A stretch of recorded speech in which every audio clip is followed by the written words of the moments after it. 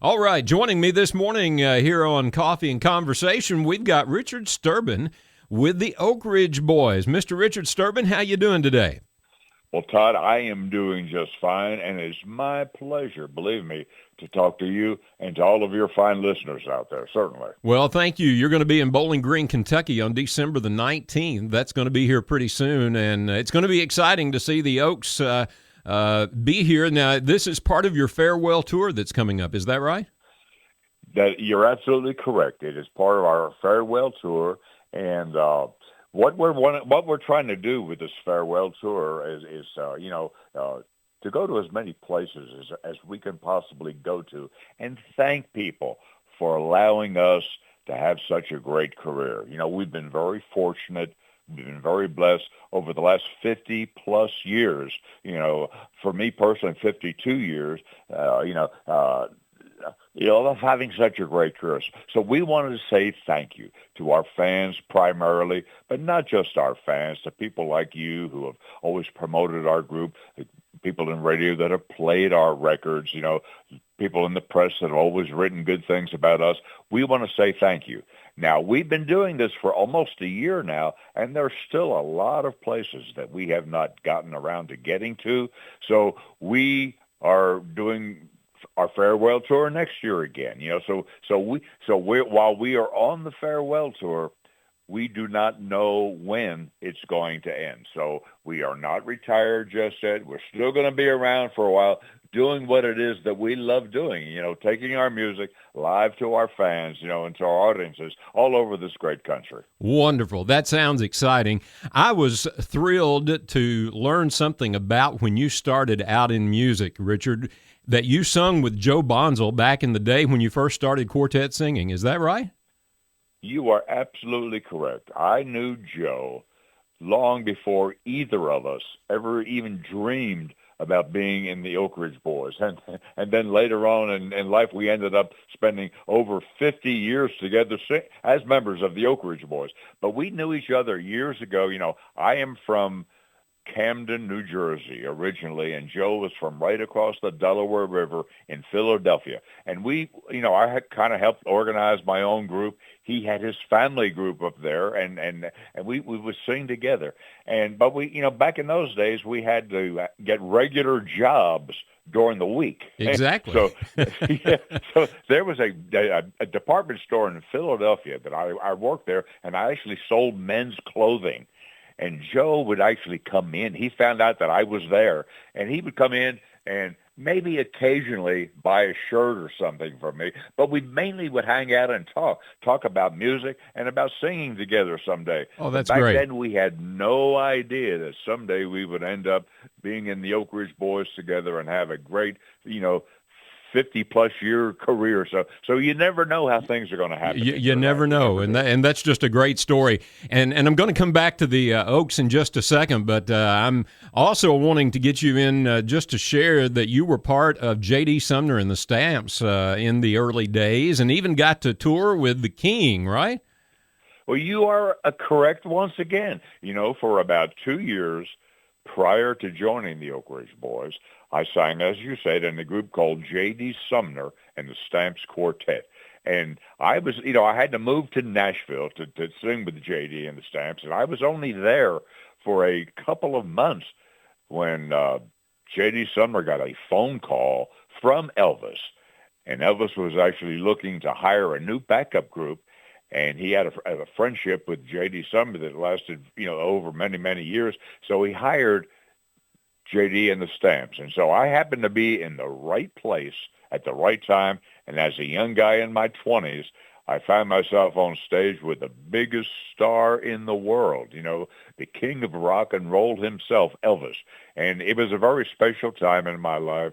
I got to know Elvis just a little bit. I had some great memories, the times I spent with him. And now that many years have passed and I look back on that, I'm thankful that I was able to experience that because, as I said, it was a very special time in my life. Oh, it was. And I remember seeing a lot of pictures and hearing that Elvis loved just to have moments around the piano with those that traveled with him. And you all would often sing gospel songs around that piano, correct? You're correct about that. Elvis, while he was the king of rock and roll, he loved a lot of different. He loved blues, R&B. He loved Christmas music even. In fact, we're doing an Elvis Christmas song off of his best-selling Christmas album that's cool. at our Christmas show. So he loved Christmas music, but he especially loved gospel music. Wonderful. And some of my fondest memories are, singing around a piano with Elvis, singing gospel songs. He just loved to do that. Well, that's just great. You joined the Oak Ridge Boys right after traveling with Elvis, and boy, the years have gone by, and you all have been such an instrumental part of music history over the years, gospel and then country. Of course, I'm a history buff, and I love music history, and going back to, what was it, the Georgia Clodhoppers that the Oaks was known as? Well, you're right about that again. You've done your homework, I can tell you. Wow. Well, I just get involved in all of this. It's just something that I like, really. And I followed the Oaks. I followed you all before the transition to country. My dad, you all were his favorite group back in the late '60s and early '70s, and then I just picked up on it. Well, you're right. During the Second World War, there was a group known as the Georgia Clodhoppers, as you said. And they would go to Oak Ridge, Tennessee, and they would entertain the people there that were working on the development of the atomic bomb. They were sequestered there. They could not leave for security reasons. Their families had to stay there. So the Georgia Clodhoppers had security clearance, and they could go in there, and they would go in on a regular basis. And as a result of going there regularly, they changed their name to the Oak Ridge Quartet. And that group continued singing after the war into the 1950s, became regulars on the Friday night Grand Ole Opry here at the old Ryman Auditorium, and then in the latter 50s, that group decided to retire. Younger guys took the group over and changed the name to Oak Ridge Boys, to avoid any confusion between the older group and this newer reorganized group. And obviously that's the name that we retain to this present day. William Lee Golden was the first guy to join this lineup in 1965.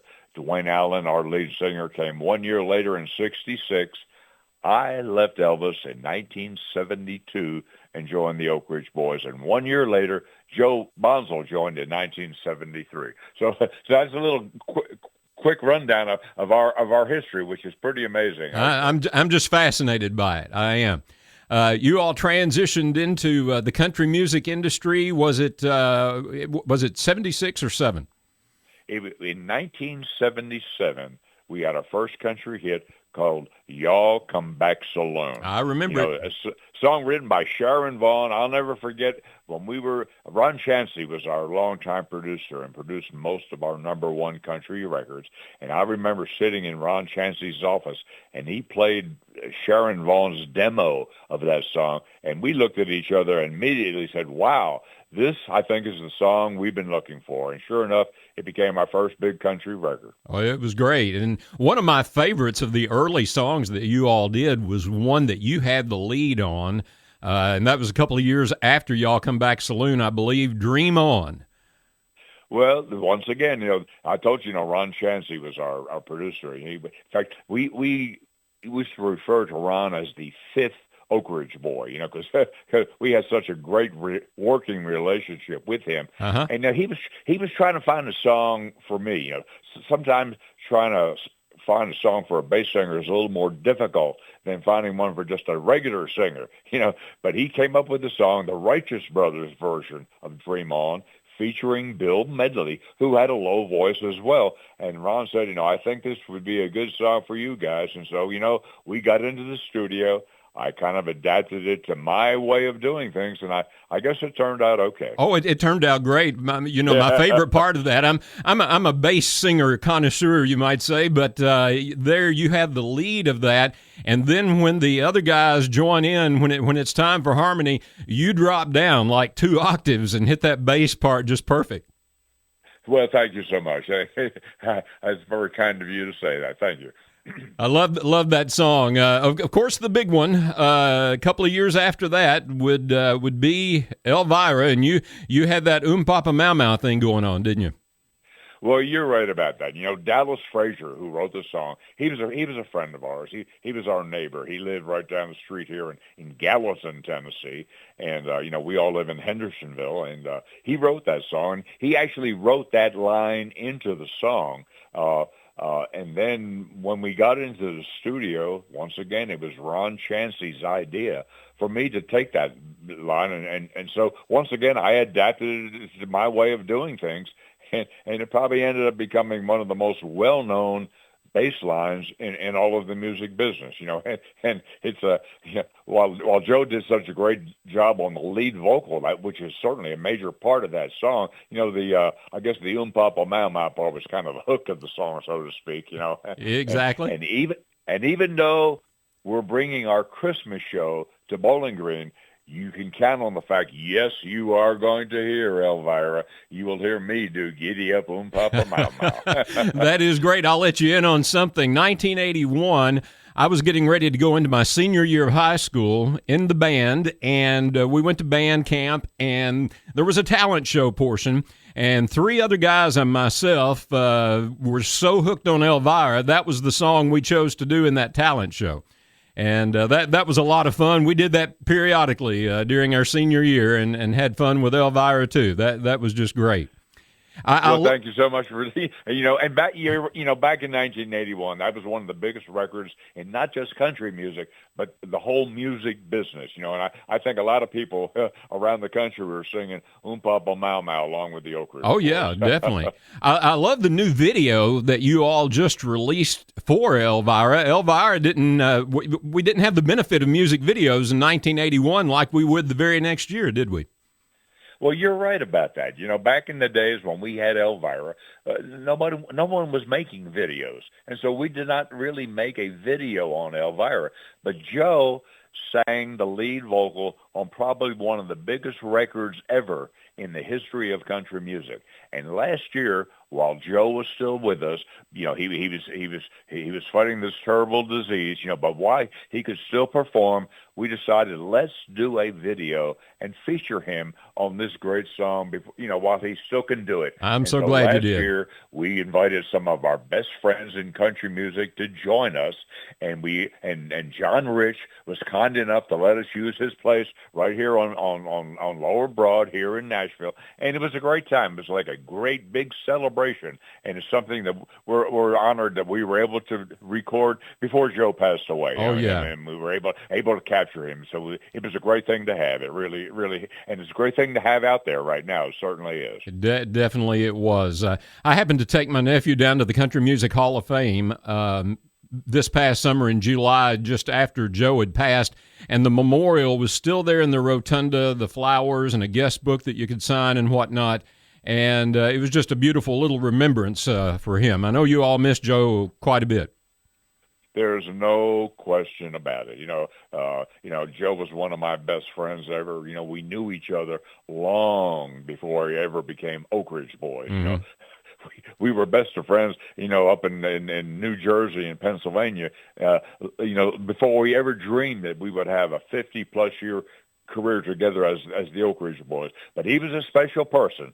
And his passing was a very difficult thing to have to deal with, no question about it. But we're so thankful, that we're still on this farewell tour where we can get out there and perform our music. And that is really helping us get through this difficult period. Music is very healing. It's very therapeutic in nature, if I could put it that way. Definitely. And so the fact that we're still able to be out here doing it, what it is that we love doing, is really helping us get through this difficult time. It really is. Oh, I understand. Now, you have a new tenor that is singing, and I believe I read where Joe had a hand in helping bring him along. Ben James is your new tenor. Is that right? You are absolutely correct. Ben James used to sing in a group called Daly and Vincent. I don't know if you ever heard of them. Oh, yes, definitely. They're great. They're kind of a bluegrass gospel group, and they're actually members of the Grand Ole Opry, just as we are. And a couple of years ago, we were doing a concert with them. And when we got to our part of Elvira, they came out and joined us on stage. And Joe's, he sang the first verse of Elvira, as he always did back in those days. And when we got to the second verse, he turned to Ben James, who was standing right there because he was a part of Daly and Vincent. He handed him the microphone. And when Ben sang that second verse, we all listened to him sing, and we went, wow, this young kid can really, really sing. and we then found out that he was a big fan of Joe's. He knew everything that Joe has ever done, and him and Joe kind of hit it off, and they started corresponding. And when Joe got to the place last year where he could not go on any longer, he recommended that we hire Ben to take his place for this farewell tour. So he, in many ways, Ben James was handpicked by Joe, to be his replacement. And Ben is doing a fantastic job. He's not trying to be Joe. We're not asking him to be Joe. He's just being himself. And one of the best things, this year, with Ben singing with us, our fans have really taken to Ben, and he's doing a fantastic job. And on this Christmas show that we're bringing to Bowling Green, we're going to showcase Ben on some songs, that of his own, and you're going to see how talented this kid really is, because he's brought a lot of youth and a lot of energy to our group, and we're excited about having him and looking forward to coming, to Bowling Green with Ben James singing with us. That's going to be great, and we're all looking forward to that as well, Richard. That's going to be the 19th of December, and 7:30 p.m. start for that concert on that Thursday evening. And, folks, you need to go to SkyPack right now. Go to their website and get your tickets today, because you don't want to miss this show. Richard? Let me just say, it will be our Christmas show now. Okay. And even though it's a Christmas show, you're going to hear some regular Oak Ridge Boys hits that you expect to hear. You're also, going to hear me do Giddy Up on Papa Mama, as I said earlier. But then we're going to cover just about every aspect of Christmas. There's many sides of Christmas: the secular side of Christmas, the fun side of Christmas, the romantic side of Christmas. We have a section in our Christmas show that we call our rocking chair segment, where the Oak Ridge Boys sit in rocking chairs, and I might add, Cracker Barrel rocking chairs. Oh, there you go. Yeah, and we sit in front of a fireplace, and each man takes turns talking. We talk about Christmas memories, what Christmas means to us. Oh, that's great. Each guy sings a song, and it's a very down-home kind of a segment of the show. We started it about 8 or 10 years ago, and it's become very popular, so we're going to include that again this year. And then after the rocking chair segment, we end the show with a series of songs that talk about the real true meaning of Christmas. And that's something that's very important to us, and we know it's very important to all of our fans, the birth of Jesus and what that means in this world in which we live today. So it's a complete package from the Oak Ridge Boys' regular hits in the beginning, just about every aspect of Christmas, including the sacred part at the end. It's a complete family show. It's a great way for families to spend time together around the Christmas season. So we encourage people, come on out. Let's celebrate the Christmas season together. That sounds so exciting. And, of course, one of my favorite Christmas memories with you guys, because I was a young kid when I first played it, and then every Christmas thereafter, Thank God for Kids, is just one of my top Christmas songs. And, well, thank you for saying that, and you can count on the fact also that we will be doing that song as well. Written by our longtime friend Eddie Raven. Yes, it's on our very first Christmas album. And Eddie came into the studio one day while we were recording that album, and he said, "Fellows, I've got a song here that's not totally a Christmas song." He said, "But I have a feeling it might fit what you guys are doing." He played that song for us, and we decided, yes, we have to record. And right on the spot, we recorded that thing, and it's a highlight, not just at Christmas time, but it's a highlight almost every night during the year of an Oak Ridge Boys, performance, because William Lee Golden does such a great job of performing that song and communicating the message of that song to the audience. Definitely. I'm excited to see you guys, and I'm looking forward to having you all here in Southern Kentucky. Richard, thank you for visiting with us this morning. Well, thank you, Todd, for allowing me to talk to your fine listeners out there. And we're looking forward. I can speak for all the guys. We're looking forward to coming to Bowling Green. It's like almost going to be like singing at home for us. It's like going to be in our backyard. You guys are close enough here to where we live that a lot of our family and friends are going to be there. So it's going to be a great night of celebrating the Christmas season. So we're looking forward to it. Sounds good. Richard Sterban with the Oak Ridge Boys on the radio with us this morning. And, Richard, thank you again. Thank you, Todd. Thank you so much.